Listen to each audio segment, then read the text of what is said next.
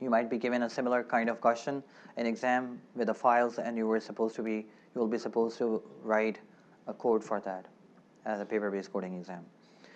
So with this statement is another way of opening and closing the file.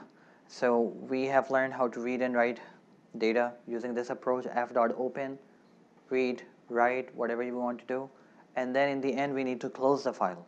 It is important. So the common mistake which developers make is they forget to write the close statement at the end.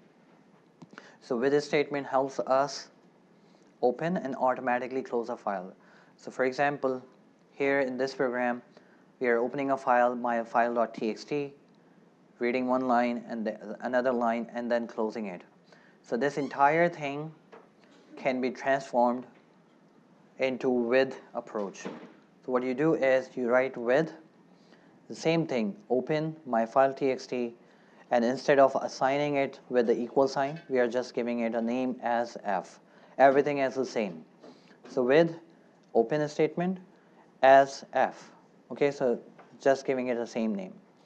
And then everything what you include as an indented block, it may be considered as like a part of this file writing or reading procedure, whatever you are intending to do. And here you can see there is no close statement.